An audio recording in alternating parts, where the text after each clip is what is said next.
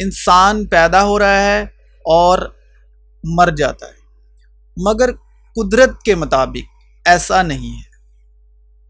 ना इंसान पैदा हो रहा है, ना इंसान मर रहा है, इंसान बदल जाता है। अगर इस रूहानी बात को समझना चाहते हैं तो हो सकता है कि आप किसी और अवस्था में और माइंडसेट में हो। इस वक्त आप दिमागी तौर पर जो आपकी तबीयत है इसको समझने के लायक ना भी हो, तो इस रूहानी प्रकाशन को समझने के लिए बार बार सुने कि ना इंसान पैदा हो रहा है, ना मर रहा है, हम बदलते जा रहे हैं। कुदरत और कायनात के मुताबिक हमारा ट्रांसफॉर्मेशन, परिवर्तन होता है। Life is transformation. जब एक बीज जमीन में बोया जाता है, उस वक्त वो सिर्फ एक छोटा सा दाना होता है। अगर वो बीज जमीन पर ही पड़ा रहे तो वो सिर्फ बीज ही रहेगा, लेकिन जब वो जमीन के अंदर बोया जाता है तो उसके अंदर एक नया सफर, नई जिंदगी शुरू होती है।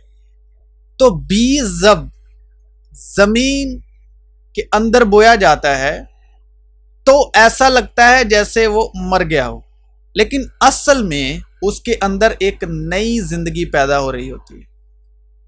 जब बीज जमीन की नरमी और पानी को अब्जॉर्व करता है तो उसका बाहर का छिलका टूट जाता है।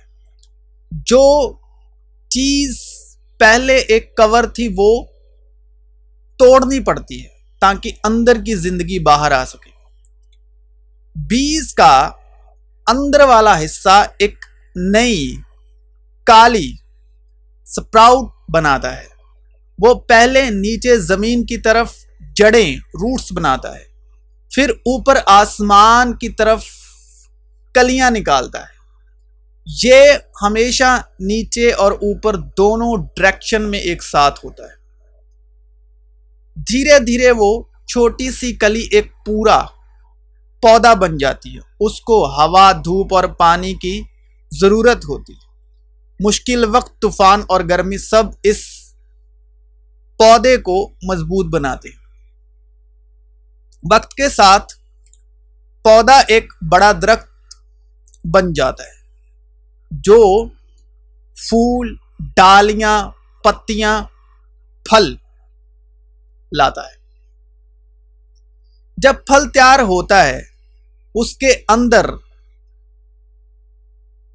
नए बीज होते हैं, यानी वो एक छोटे से बीज से शुरू हुआ और फिर बहुत से बीजों में तब्दील हो गया, यानी एक से ज्यादा बीज।